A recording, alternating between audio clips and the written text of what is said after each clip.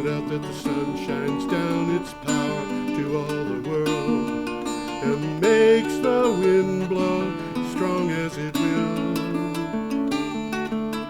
I wonder how gentle rains can fall upon the land, so lovely earth can stay lovely still.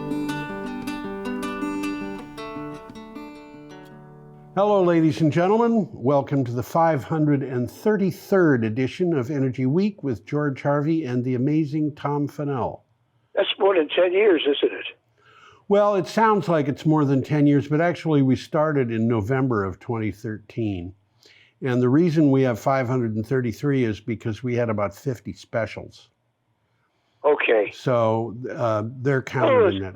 We've been doing it for a long time, nevertheless. Yeah, almost 10 years. In November, it'll be 10 years. I think we started early in November. So anyway, this program is starting on July 20th of this year. That's what I just said. Yeah. For those who don't know, Energy Week is a show that about news relating to energy and climate change that's taken from my blog, geoharvey.com. What we're going to be talking about is news relating to energy and climate change. And we're going to be doing dates from July 20th, 2023 to July 26th, which is a Wednesday. Yeah, it's a full week. And these are taken from my blog, geoharvey.com, and you can get to the original articles by going down on the screen if you're watching with a computer, and clicking on one of the links that's below, or downloading a file. Certainly, you can go to geoharvey.com if you don't have those links, and click on the calendar so that you can go to the date. Most days there's 15 items and we use 3 of them. So 3 times 7 is 21. That we usually have, almost always have 21 articles that we do. Okay, and we're starting out with a picture of wind turbines in Texas. Let me put that up so people can see it. That is Texas. I'll take your word. Yeah, this came from Wikimedia Commons, and when I get things from Wikimedia Commons, I usually specify the place, and this was specified as wind turbines in Texas. Nobody's going to call you a liar. It's not Greenland. I think you're right, and this is from a publication called Electro Pages, which I don't know anything about, but there we go. The Economics of Green Energy, a case study of wind ranchers in Texas. Yeah. When a developer offered John Davis cash for the right to install an array of wind turbines on his land, he looked at the numbers. Davis can get $8 per acre raising cattle, $15 per acre from deer hunters, and many hundreds of dollars per acre by hosting wind turbines. That's very interesting. Isn't it? You know, the numbers... He didn't even mention that if you host wind turbines and you still grow on the land, you got a double income stream. Well, that's, yeah. When he says $8 per acre raising cattle, I find it really hard to believe unless that's net profit. And it would be bad net profit, because if you figure a square mile of land, a plot of land that is a mile by a mile, that's 640 acres. And whatever 8 times that is, it would be $5,000 some odd dollars for a square mile of land, which doesn't strike me as being very much. But you can get money from wind turbines. And that's how some farmers stay in farming, is by getting money from wind turbines. Well, as I mentioned, you could do wind turbines and still grow crops. Oh, absolutely. Yes. You could have your cattle. Yeah, absolutely. You'd have your cattle and your wind turbines, and the amount of land that's taken up by a wind turbine is almost negligible. We've got a picture we talked about in the past with the wind turbine being right in a parking lot of a hospital. Yes, that's right. That was the Kiowa County, I think it's Kiowa County Memorial Hospital, but it's in Kiowa County in Kansas. It's in a city called Greensburg, which has a population of about, I don't remember, 2,000. They got really wiped out by an F5 tornado sometime around 2005, 2008. And yeah. Okay, should we move on? It is. Okay, we have an article from Clean Technica and a picture of a blast furnace, and that is a traditional blast furnace, not the kind that they're talking about in the article. What do you have for title? The transformation of global steelmaking has huge potential. Yeah. A major insight from Agora, it's a Agora Energiewende, is that the once seen as hard to abate sector, the steel industry, now has the potential to turn into a fast to abate sector. A net zero iron and steel industry is technically feasible by the early 2040s using a rapid rollout of new technologies. Now that's very interesting because iron and steel is energy, uses up a lot of energy. Well, what they're talking about doing is instead of using coal for that energy and carbon for making the steel, they're talking about using wind and solar renewables and running it in electro arc furnaces and using hydrogen to make the steel instead of carbon. I'm not sure. This is something that I really don't understand because there is such a thing as carbon steel, and it's common. And yes, it is, yeah. I don't know how that is going to change. Maybe they're going to have hydrogen steel. I don't know. Doesn't sound likely, does it? It doesn't sound, but I wouldn't put it past them. I wouldn't put anything past anybody at this point. Okay, our next item is from Renews. We have a picture of solar panels. It's a very... Looks like the panels to me. It sure does. I was going to say it's a very boring picture. I'm sorry for that. But anyway, this is from Renews. Europe stockpiling 40 gigawatts DC of Chinese solar panels. This does not make sense to me. Well, I should know why they're 40 gigawatts DC instead of just plain 40 gigawatts. Okay. Do you know? No, I should know. I don't know. In order to get a number, 40 in this case, gigawatts, you have to specify whether it's DC or AC. AC implies that you've done some kind of conversion. So 40 gigawatts DC might mean 33 gigawatts AC. Uh-huh. Okay. So it's pretty basic. Yeah, it's pretty basic. Chinese manufactured solar panels are piling up in European warehouses with about 40 gigawatts DC of capacity currently in storage, according to Rystad Energy. The number of panels, which are worth 7 billion pounds, that's obviously the British currency, and I'm just going to guess that that's $10 billion, is That's a good guess. is the same amount installed across the continent in 2022. Now, why would they have all of those solar panels in warehouses? I mean, that's a good question. Who's doing that?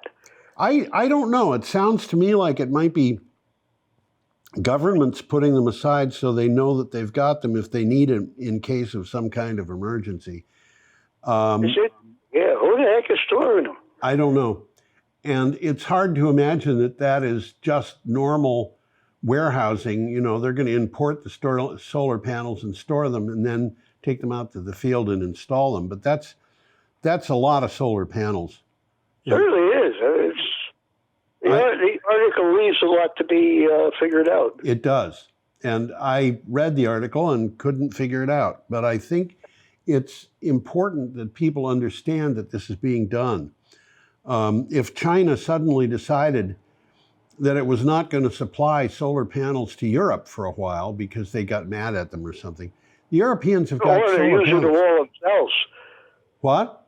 Or they're using them all themselves. Yeah, whatever. But, you know, the point is that the Europeans have probably got a year's worth of solar panels to install. Okay, we're up to Friday, July 21st. And We got a picture there of a geothermal well. yeah. This is from Clean Technica. Fervo completes geothermal energy testing. Fervo Energy, based in Houston, uses horizontal drilling techniques developed by the oil and gas industry to unlock geothermal resources in places where tapping underground sources of heat to generate electricity has never been possible. Fervo says a test at a full-scale pilot facility was successful. Let me put that up. I didn't get that up for people, but that is a geothermal test well. The picture is from Fervo Energy. I want to point out that on the right side there, you see a bunch of buildings, which apparently are, I'm going to say, single-story buildings up on they're elevated slightly. In front of them, there's a couple of pickup trucks there. And above, on that well on the right side, about 3 or 4 stories up in the air is what looks like a little office or something like that with a long staircase going up to it. The reason I'm pointing this out is that well structure is very tall. I'm going to guess that it's probably well in excess of 10 stories tall. Wow. And what they're doing is they're drilling down, and then at some point down in the ground, they are able to curve their drilling so that they're drilling horizontally. Horizontally. Yeah, and they are going to be probably pushing water down there and having it heat up, so it'll be hot as all get out when it gets up to the surface, and they'll use that for generating electricity. Well, you talked about pickup trucks. They're so small I can't even see them. Well, on the right side of that, you can see that what looks like 3 or 4 trailers of some kind. Yep, that are white. Right in front of them. That's right, a pickup truck right in front of them. And in fact, I think there might be 5 of them there, but the dark ones are hard to see. So, but the point is that this is a big building. You know, the well is very tall, and this is not it's not something that somebody did in his backyard. Okay, we are up to our next item, I should say, is a solar farm near Chapel Hill. Chapel Hill, is every single viewer knows, is in North Carolina. Absolutely. This is from WFAE. Sounds to me like a radio station. It sure does, or a TV station. And let me put this up so people can see it. So what do you have for title? Coal-fired electricity is falling below solar in North Carolina. Isn't that amazing? Coal was used in 37% of electricity generation in 2015. That was only 8 years ago. In the first quarter of 2023, it was down to 7%. So it fell from 37% to 7%. Now, that's 1/6. Yeah. Now solar is up to 8%. So they're getting more electricity from solar than they are from coal. A North Carolina Sustainable Energy Association officer said, based on this data, we'd expect to see solar generation regularly surpass coal generation starting this year. So that actually doesn't surprise me, because North Carolina had been very big on solar power for quite a while. And, it doesn't surprise me to see them doing a lot of solar power.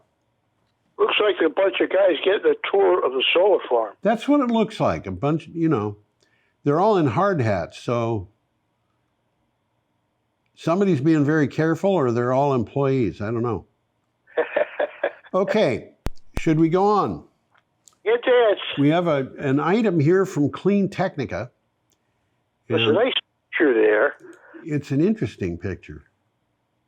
And the title of the picture is a new method for making EV batteries, but they don't explain that very well. Well, no, they don't. The latest development in EV. Well, you read the title for the article, Tom.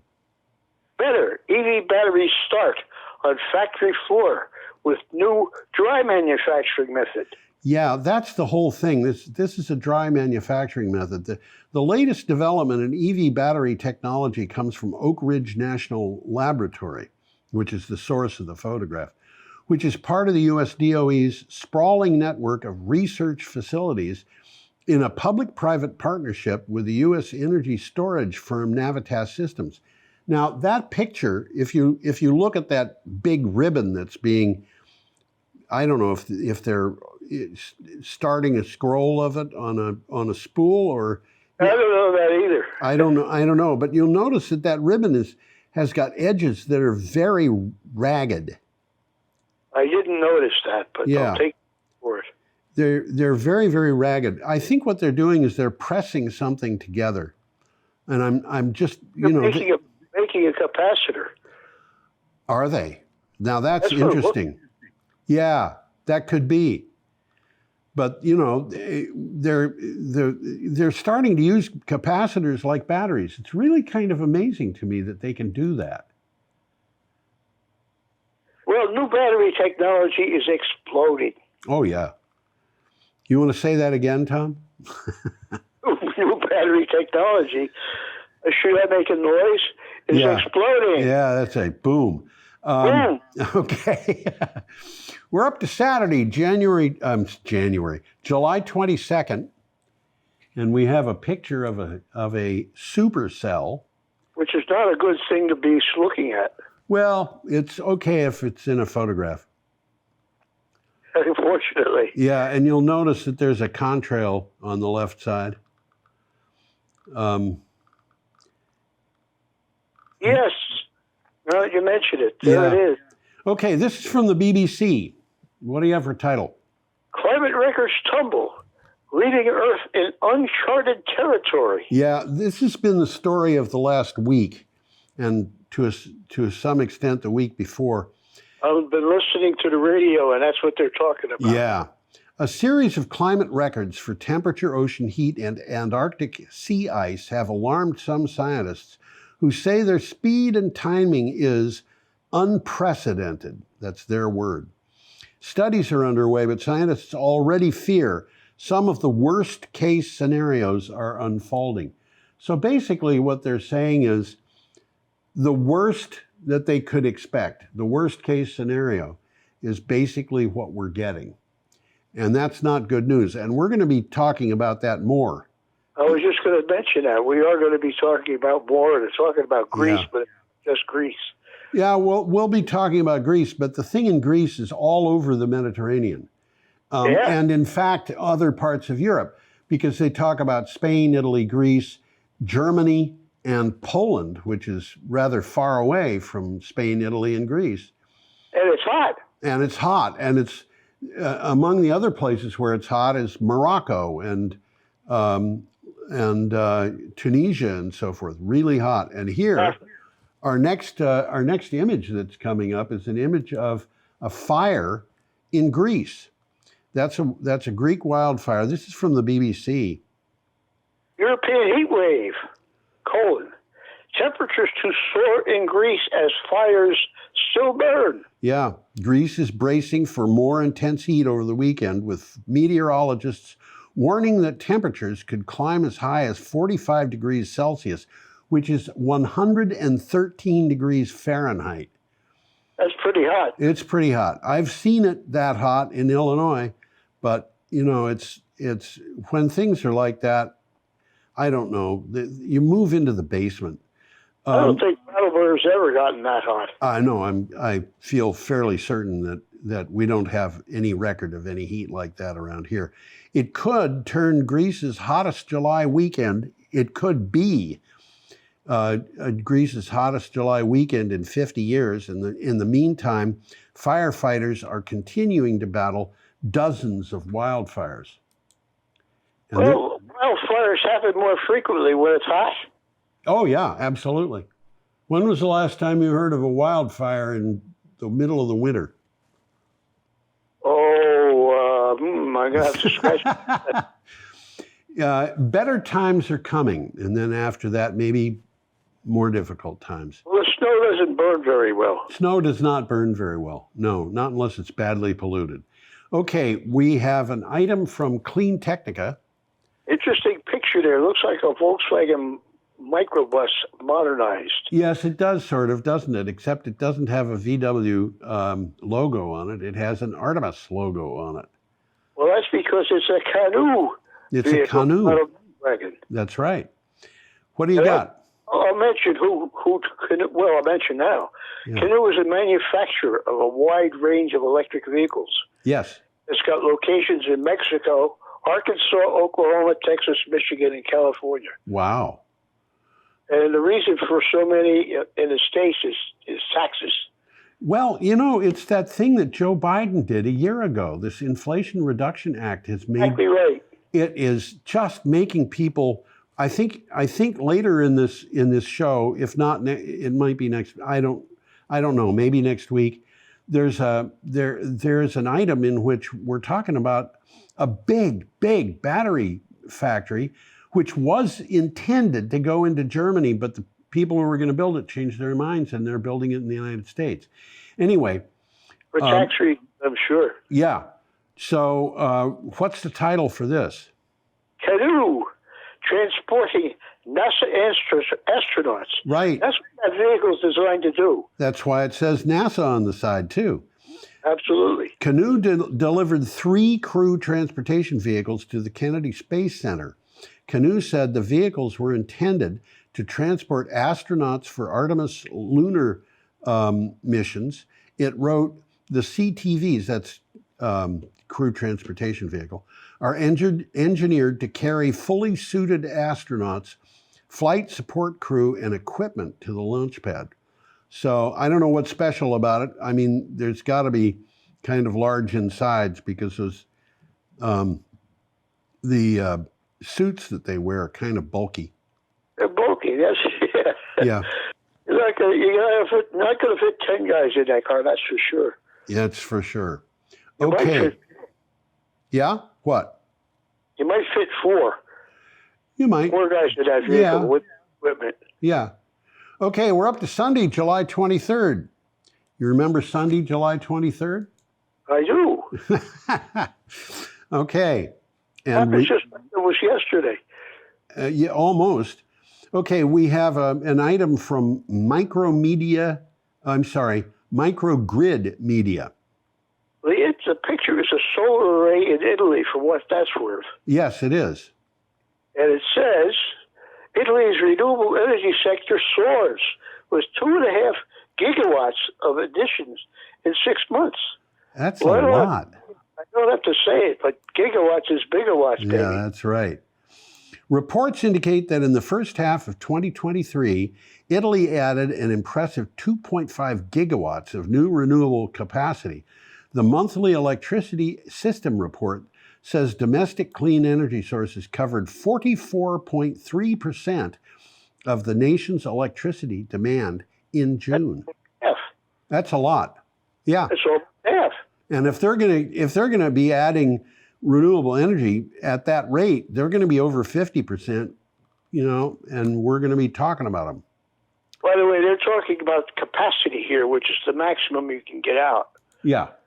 You're going to get more out on a sunny day than on a cloudy day. So that's what they mean by capacity. Yes, that's right. It's the amount that you're going to get on the sunny day with no clouds going by, so forth. Actually, it's the amount that you got out at a good moment on the sunny day. That's true, too. And that's why we have a thing called a capacity factor, Yep. which tells you how much of the capacity over a period of time you actually get. And with solar, you're lucky to get 20%. I didn't think it was that low. It can be. Well, I was astonished when I discovered that peaking natural gas plants, some of them have operating capacity of below 10% because they're only turned on when they're needed. That's interesting. These are peaking plants. They're very expensive to use. That's part of the reason that those natural gas plants produce electricity at such high cost, because you have to pay for the plant whether it's running or not. Not right. Yeah. Okay. We have a picture here of El Paso. Ever been in El Paso? I'm not sure. I think I have. Really? I've never been in El Paso. Texas town of El Paso. I fell in love with a Mexican girl. Did you? No, that's the Waddy Robbins song. Oh, okay. One of the longest songs you're ever going to hear on the radio. It's about 9 minutes. Really? Yeah. Okay, this is from the El Paso Times. El Paso electric power usage hits levels not expected until 2029 because of a heat wave. Yeah. El Paso Electric has shattered power consumption records 4 days in the last 3 weeks because of the heat wave gripping the region for over a month. And by the way, that heat wave is still going on. It is, yeah. El Paso Electric officials didn't expect to hit that power peak level until of this summer, until 2029. So, that's surprising, doesn't it? And again, what we're talking about here is Texas, and what's going on in Texas is this thing where the Texas legislature and so forth has been trying to put every stumbling block it can in the way of development of renewable energy, at least in the they're West. really anti-renewables, aren't they? They're what? Really anti-renewables. Yeah, they have become that in the last year or two.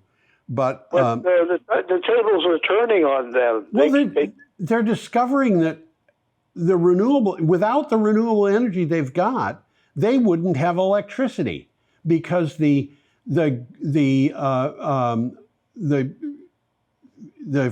fossil fuel based electricity that they've got plus the nuclear is not enough to meet demand.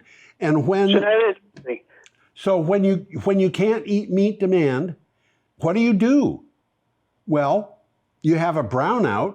You can do that, which means that some people are going to have motors burn up. You know, somebody's refrigerator might just stop functioning for good. Or you call in some power from somewhere else. Or you call it in for someone else. But if you're way off with the amount of electricity, if you've got 90 gigawatts and they want 100, you have to shut the grid down. Or you have to have rolling blackouts, which is what they do in South Africa all the time. And they aren't having to do that. They are not having to have brownouts or blackouts or any of that because they've got wind and solar power. So, and ERCOT, is it ERCOT? Yes, it's ERCOT in Texas, isn't it? I don't know. The grid operator? Yeah, I don't know. I don't know that. Oh, okay. Electricity Reliability Council of Texas, I think it is. Yeah, that rings a bell. Okay. ERCOT said we're able to keep functioning because we've got so much wind power and solar power. And the people in the Texas news media are starting to take note of this. So it's a thing. Okay. Let's move right along. Let's do that. We have a picture here, and somebody tilted his camera. I'm serious about that. If you look in the background of this picture, you can see that the telephone poles or the utility poles or what are all leaning to the left. And, you know, if you're looking at a picture different than mine, I don't see any telephone poles in that picture. Well, there's some kind of poles there. You see that, I guess it's sheep grazing in the foreground. Are we looking at the same picture? It's a picture with a mountain in the background and a solar array. Yeah, it looks like a river going through the middle. Yeah, that's right. And just below that river going through the middle are animals. I think they're sheep, but oh yeah, I think they're sheep. And to the I left can see them now. There's a few of them in there. Yep. Yeah, and to the left of the picture, you'll see on the near side of that solar array, there's a pole sticking up in the air, and it's leaning to the left. I'll take your word for it. I can't. Okay. There it is. Yep. See it. Okay. This is from Yahoo Finance. Yahoo. Queensland. Let me get this so I can read the whole damn thing. Okay. Come on, you. Here we go. Yeah. Queensland's $62 billion green energy supergrid gambit. Yeah. Though Australia is a major coal producer, the government has approved several wind and solar power operations and expects the country to become a major green hydrogen hub in the next decade. And now the state of Queensland will become home to a supergrid powered by renewables. That's very interesting. Isn't it? There's one thing about this that has me a little bit perplexed, and that is the people who are, going into this thing in Australia have the idea that they're going to make hydrogen and put it on ships and send the ships to Japan. Well, if the Japanese are buying... That's not going to be easy to do. Yeah, and if the Japanese are buying so much hydrogen, why wouldn't the Chinese make it? Guess what? They will. That's right. The Chinese are, I think, the Chinese communists are the most capitalist people in the world. Sweater, you should say that because I was thinking the same thing. Okay, we are up to Monday, July 24th, and we have a picture of wind turbine being installed in China, of all places. That's what it says. That's what it says, and this is from a publication called Science Alert. The largest and most powerful wind turbine ever built is now operational. Whoa. That's not as stunning as it sounds. That's what? Not as stunning as it sounds. Well, typical wind turbine has a capacity of 10 to 12 megawatts. Yeah. Vermont Yankee Nuclear alone was rated at 650 megawatts. Yeah. The world's largest wind turbine constructed to date is now up and running and contributing to the power grid in China. The turbine is a MYSE 16260. The nomenclature designates a power capacity of 16 megawatts. That one turbine would power Brattleboro. And a rotor diameter. Typical turbine is only 10 to 12 megawatts, so this is not a giant. Well, the biggest turbines that have ever been built to date are 14, but this one is now up to 16. Okay, I'll buy that. And the rotor diameter is 260 meters. The blades on that thing are longer than a football field, including end zones, and a little bit of extra room for the band to assemble. Well, 260 meters is 850 feet. That's right. It's almost as long as 3 football fields without the end zones. Yeah, sure. Okay, you want to go on, or do you want to talk about that? Yes, let's move on. Okay, we have a picture here of a hut at Bulangula Lodge. And Bulangula Lodge is in South Africa. It's a tourist kind of. You can rent that hut that's there and sleep in it. Yes, the resort. That hut's fully equipped. Yeah. By the way, the name, I looked it up. The name of the people in this community is Xhosa. So that's what I came up with.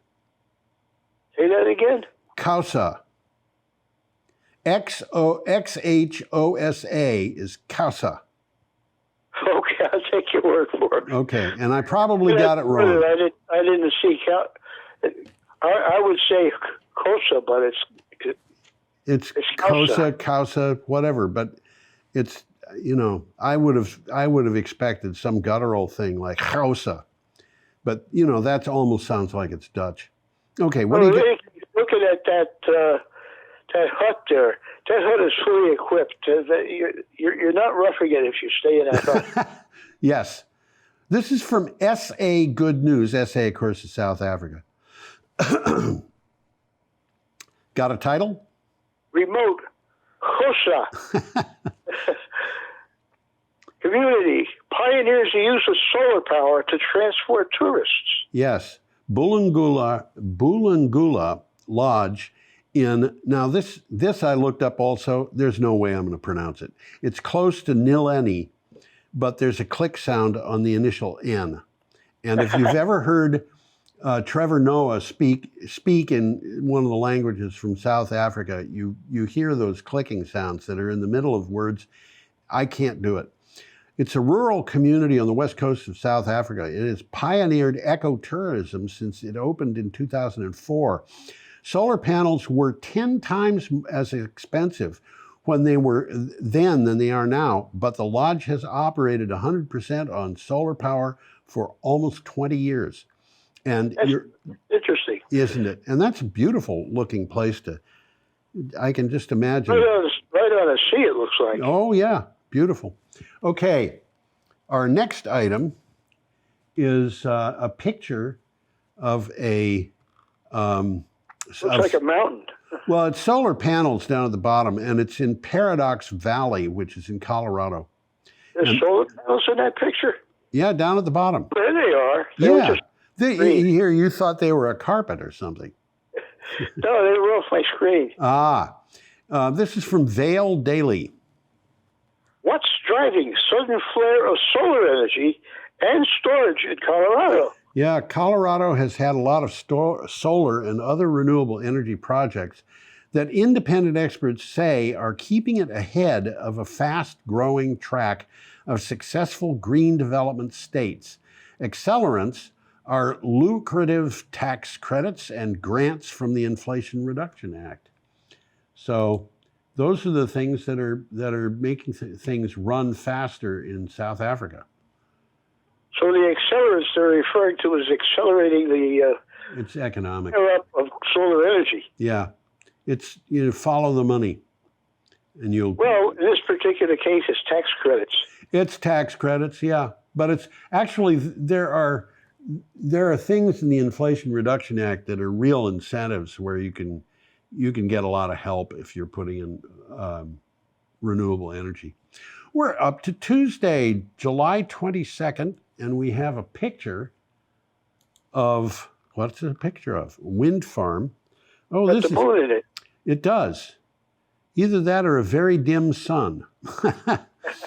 This is from the pictures from the American Public Power Association, and they love putting stuff up on the Unsplash site.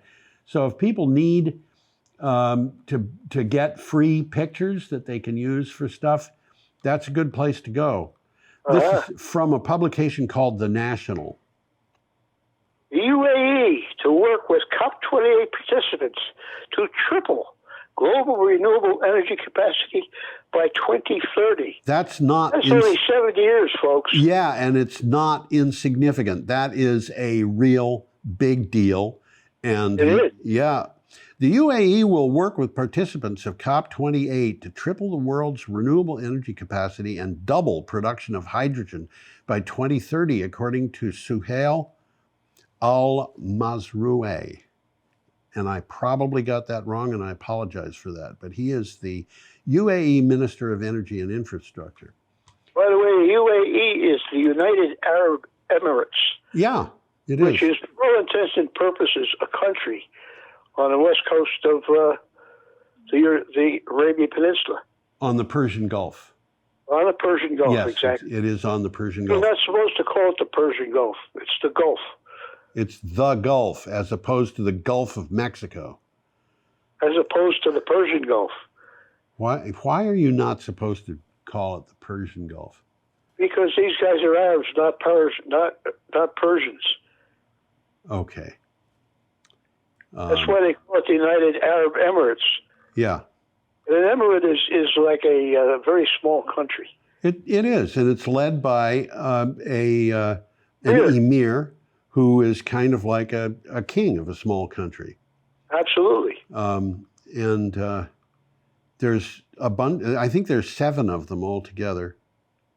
I wouldn't argue about that. It's something like that. And most of them are rich. One of them is not.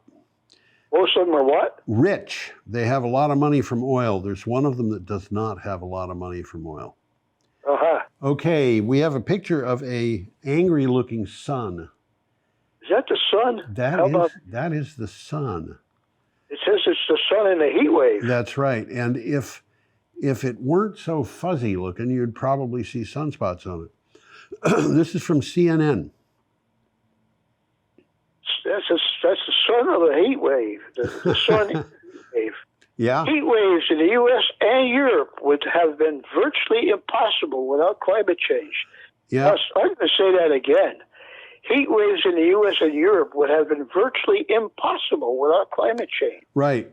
There's a science which is called attribution science, where they look at things and they try to figure out why it's happening.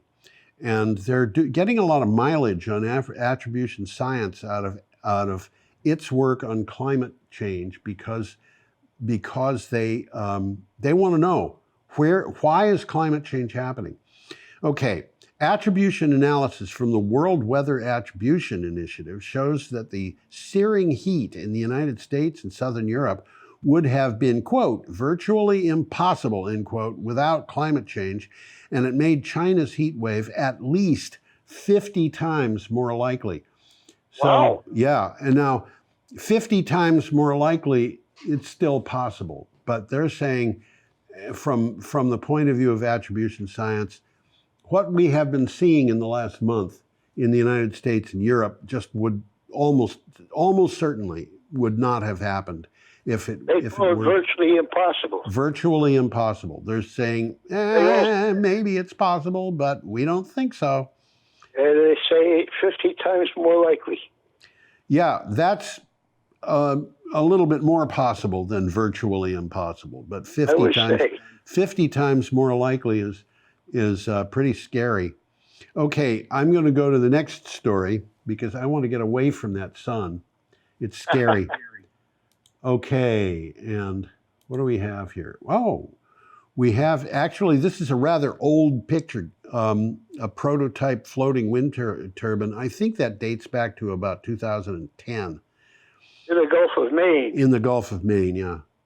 By the way, the Gulf of Maine goes all the way up into the Maritimes. Okay. And it's a very deep body of water. Okay, that's why they've got floating wind turbines there. Apparently so. Yeah, because Maine, this is very deep. Maine wants to have offshore wind turbines, and they're not going to do it going down to the bottom of the ocean because it's just too deep. It's too deep. Yeah. So this is from Canary Media, which is an interesting publication. Maine to go all in on offshore wind. Yep. The legislature of the state of Maine is expected to pass a bill, I believe it did pass the bill, that calls for getting 3 gigawatts of electricity from offshore wind turbines. 3 gigawatts is a fair amount of electricity in the Gulf of Maine. Gigawatts. That's right. And they're going to do that by 2040. The measure also supports building port infrastructure and local supply chains to service projects in the Gulf's deep, frigid waters. That makes sense because you can't have one without the other. Yes, that's right. That is right. Yeah. There's that infrastructure they call as backup for the offshore wind turbines. That's right. Yeah. Yeah, and we are up to the 26th of July, which is a Wednesday, and I just clicked on the picture. I'm going to go back on the screen just a little bit. Picture, isn't it? Yeah, it's a beautiful picture. That's the Atlantic Ocean. I went and found that picture for this particular article. The article's from CNN. That's a nice picture. It is. But the article is a little scary. Well, it comes to us from CNN. That's right. It says, and I quote, crucial system of ocean currents is heading for a collapse that would affect every person on the planet. That's not good news. No, it's not good news. Now, I want to point out, Tom, that we talked about this same thing on this show several years ago. There's a difference between what we were talking about then and what we're talking about now. Let me read this synopsis.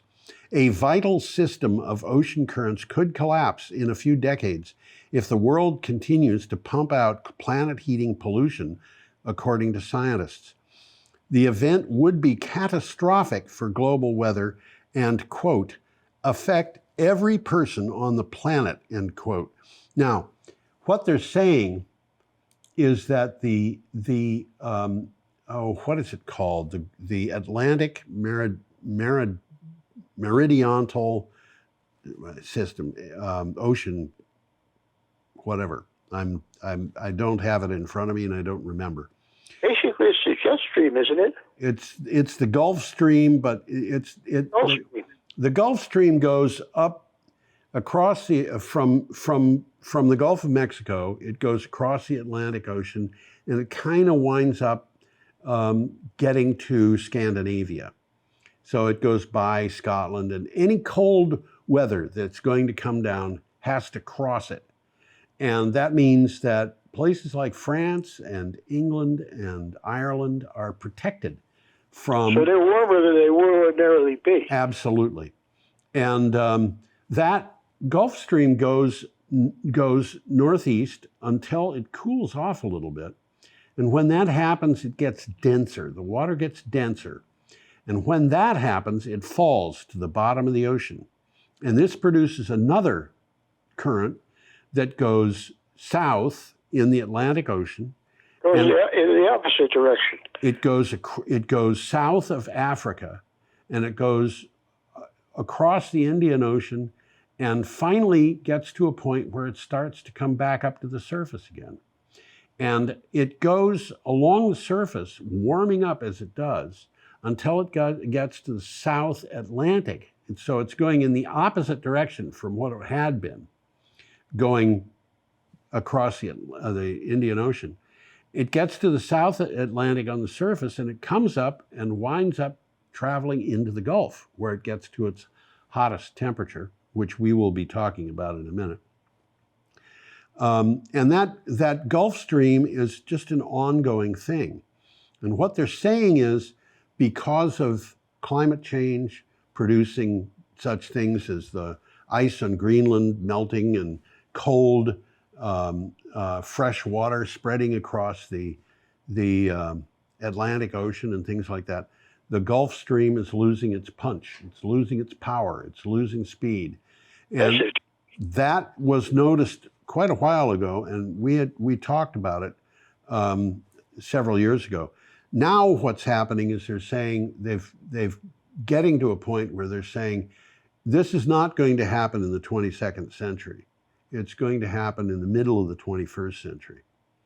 So and it would affect every person on the planet. Yeah, that's right. It'll affect every person on the planet.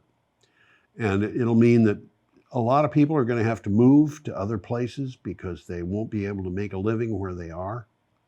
And this is not good news. Now, that's what we've got. And we have to stop climate change in order to prevent that from happening. Well, we got to stop burning things. We have to stop burning things, that's right. And we have to start drawing down a lot of carbon out of the air. Anyway, there is that. And but you know, there are things that are good news that are happening too. So well, let's move on and take a look at a picture of a solar array in China. That's what it is. It's a solar array in China. And a large solar array, I might add. And I don't know what Chinese characters mean, but I got a translation of that set. Oh, did you? Yes, I did. And this has to do with a person whose name is Li Da Mao. And I'm not pronouncing that right because Chinese has tonal systems that I just don't know anything about. But Li Da Mao is just three of the characters. The whole thing is a sentence which says Li Da Mao has no cat. That's the name of the person who put this up. Anyway, there is a solar array. It's a big solar array in China. This is from Microgrid Media. And what do you have for title? China surpasses renewable energy targets 5 years ahead of schedule. 5 years ahead of schedule.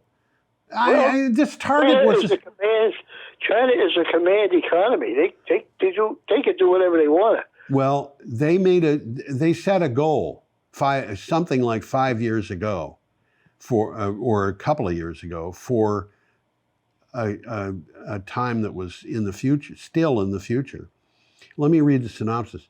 A report by Global Energy Monitor, an NGO that monitors wind and solar farms, China has exceeded its ambitious goals. The report reveals that China is set to double its renewable energy capacity by 2025, reaching a milestone of 1,200 gigawatts of solar and wind capacity. Well, gigawatts is bigawatts, and 1,200 is a lot of them. I think you're right. So again, these things have a solar capacity factor might be 20% or even lower. Wind turbine capacity factor might be 30%, 35%, as opposed to nuclear capacity factor, which might be 85%, 90% even. But this is the equivalent of something like 300 big nuclear reactors. And wow. And they're just being installed as fast as you can imagine. So my guess is that China has more solar panels stockpiled than the EU does. Okay. We were talking about 40 gigawatts of stuff stockpiled in the EU. Well, My guess is that China's got a lot more than that.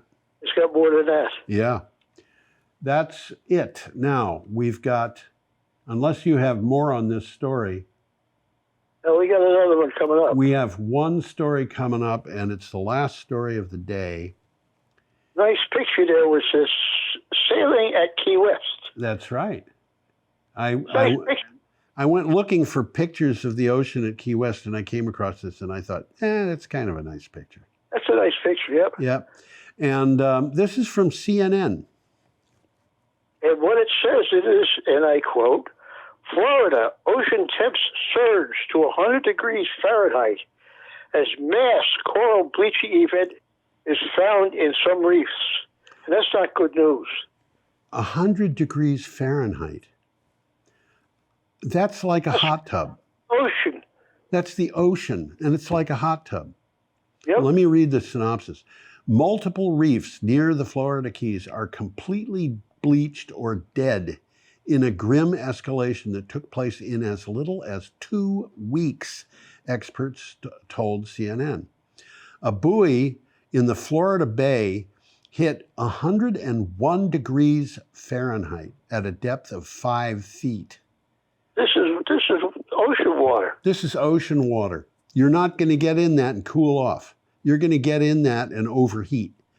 One of the highest temperatures ever recorded anywhere in the water. And that is, it's just horrible news. It means, if you think about fish and other ocean life, but fish in particular, they have to have oxygen in the water to survive. Brook trout. Degrees F, they're not going to get much oxygen in the water. Yeah, brook trout and so forth that we find in Vermont need to have water that's below 75 degrees Fahrenheit. They're not going to survive as those streams. And this is one of the reasons why people are worried about brook trout being basically killed off in Vermont, because the streams are getting warm enough in the summer that the trout can't survive in them. Yeah. And, other fish can survive at different temperatures. There are fish, for example, the little fish called golden shiners, which you find in our streams, they can actually survive at 100 degrees in fresh water. Uh-huh. But most fish can't. And coral can't. Coral is an animal. It builds a shell, and it's the lump of coral is a large structure that is made up of hundreds or thousands of little, what are called polyps, that are individual animals. It's basically a skeleton. Yeah, that's right. And those guys, they're not going to survive at that temperature. They bleach because they have a symbiotic relationship with algae, and they can't deal with that when it gets too hot, and they expel the algae that they have inside them, and so they turn white. And but 100 degrees, I would think not a whole lot of the reefs in Florida are going to have coral surviving in them, and I don't. There are experiments where they're looking at getting coral that will survive in warmer temperatures and putting those in places where the reefs are under threat. But this is a big thing. And then when you consider fish like, the sharks, for example, or sailfish, or whatever you're going to go fishing for in Florida, I just don't see how they can survive. And they don't have trains they can take to Maine to cool off for the summer. No, I don't think they do. No, and it's not like these fish really have a good understanding of what to do when it's too hot. We talk about them migrating to other places. I'm not sure how much they do migrate. But anyway, I think we've got a problem, and we have to work on this many times harder than we are. And there's a good side to that, which is there's a lot of money to be made by people who address these problems, and they are probably going to get paid. When I was in the Navy, I took a training course at Corpus Christi, Texas. Yeah. And I remember getting into the water down there and being amazed at how warm it was. Yeah. I'm not surprised. We're talking about ocean water there. Yeah. Well, this water is not warm. This water is more like hot. This is more like hot, so it's hotter than I was used to. Yeah, it's not like hot water coming out of your faucet. That's hotter. No, but it's close. It's close to that. Let me tell you. Yeah, it's not good. So anyway, it's time to go. So that's what we got to talk about. That's what we do, and we're going to give everybody a wish that they have a thoroughly satisfying week. And as usual, I am waving goodbye, and Tom is waving goodbye, and Tom's cat might or might not be waving goodbye. My cat's missing. I don't know where he's gone to. Oh, he's probably gone downtown to hang out. In his honor, I will say, you'll come back and see us now, you hear? Bye-bye.